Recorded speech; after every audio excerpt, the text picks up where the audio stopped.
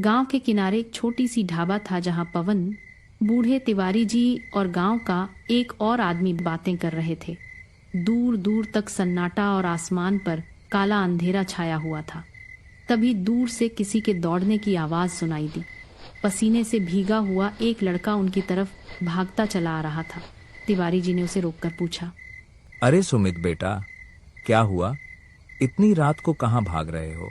लड़का हांफते हुए बोला। तिवारी जी, आज फिर सूरज के खेत से एक लाश मिली है।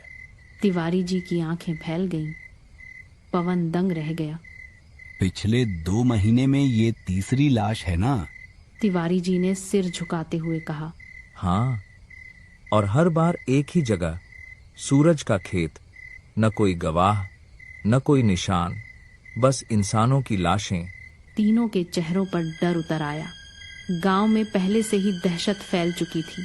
लोग फुसफुसाते हुए कहते कि उस खेत में कुछ तो दहला देने वाला रहस्य छुपा हुआ है, कुछ ऐसा जो आंखों से तो गायब है लेकिन सब पर नजर रखता है। तिवारी जी ने गहरी सांस ली। सुबह होते ही गांव की पंचायत बुलानी होगी। अगर अब भी कुछ न किया तो पता नहीं किसकी बारी अगली हो। रात गहराती गई। पवन अपने छोटे से कमरे में लेटा हुआ था। तभी अचानक दरवाजे पर जोरदार दस्तक हुई।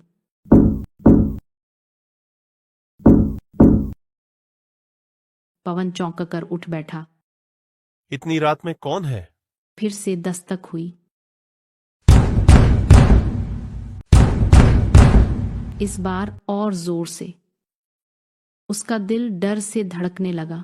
वह धीरे धीरे कांपते हुए दरवाजे की ओर बढ़ा। कौन है बाहर? उसने पूछा। कोई जवाब नहीं, सिर्फ तेज हवा की सरसराहट। पवन का गला सूख गया। दूसरी बार उसने पूछा। कौन है? तभी एक दर्द भरी चीख सुनाई दी। बचाओ! आवाज खेतों की दिशा से आ रही थी। पवन को आवाज पहचानते देर न लगी। ये तो तिवारी जी की आवाज है। वह लालटेन उठाकर बाहर भाग पड़ा। रास्ता अंधेरा था, बस लालटेन की फीकी रोशनी साथ थी। ठंडी हवाएं और उल्लू की आवाज माहौल को और भयानक कर रही थी। खेत के पास पहुंचकर उसने पुकारा पुकारा। तिवारी जी? कहीं कोई नहीं। चारों तरफ सिर्फ हवा का शोर। अचानक उसे लगा जैसे कोई उसके पीछे खड़ा हो। उसकी रीढ़ में सिहरन दौड़ गई। उसने हिम्मत जुटाकर पीछे मुड़ना चाहा, तभी किसी ने उसकी गर्दन पीछे से हाथों से जकड़ ली। ढाबा वाले पूरे खेत में उसकी चीख गूंज उठी। वह होते ही लोग खेतों की ओर जाते दिखे। उन्होंने देखा पवन की लाश वहीं पड़ी थी। उसकी गर्दन पर तेज नाखूनों के गहरे निशान थे। गांव में दहशत और भी बढ़ गई। एक आदमी भागता हुआ तिवारी जी के पास पहुंचा। उसकी आंखों में आंसू थे। तिवारी जी, पवन चला गया। तिवारी जी धम्म से जमीन पर बैठ गए। हे भगवान, ये कैसा कहर ढाया तूने? उनकी आंखों में डर साफ दिख रहा था। लोग अब डर के साए में जी रहे थे। किसी को अपने कल की भी फिक्र नहीं रही थी। गांव के बाहर जंगल में एक ज्ञानी साधु रहते थे, गंगानाथ बाबा। कहा जाता था कि वह अदृश्य शक्तियों के रहस्यों को जानते हैं। तिवारी जी उन्हें सब कुछ बताने पहुंचे। लाशें, चीखें और वह अंधेरा साया। बाबा ने आंखें बंद कर ध्यान लगाया, फिर धीरे से बोले। यह कोई साधारण प्रेत नहीं, एक प्रेतात्मा राक्षस है जिसने जीवन में गलत काम किए और अब मौत के बाद भी शांति नहीं मिली। यह खून और डर से अपनी शक्ति बढ़ाता है। तिवारी जी ने घबराए स्वर में पूछा। बाबा, क्या इसे रोका जा सकता है? बाबा ने चेतावनी दी। एक कठिन तांत्रिक विधि करनी होगी। छोटी सी गलती और यह राक्षस और खतरनाक हो जाएगा। तिवारी जी ने दृढ़ होकर कहा। गांव को बचाना है बाबा, चाहे कुछ भी हो जाए।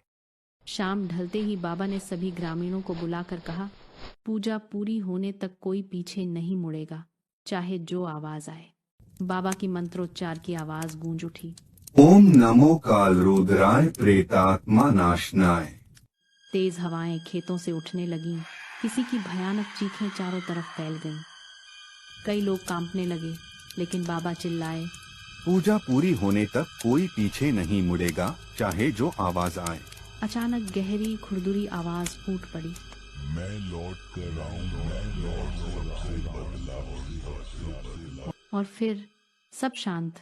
उस रात के बाद गांव में कभी कोई रहस्यमय मौत नहीं हुई। लोग चैन की सांस लेने लगे। पर सूरज के खेत से गुजरते हुए आज भी लगता है कोई वहां हमें घूर रहा है। दूरी से इंतजार में जो कहानियां गांव की रातों में फुसफुसाती हैं, वे कभी पूरी तरह खत्म नहीं होती। वे सिर्फ छिप जाती हैं, अगली चीख का इंतजार करती हुई।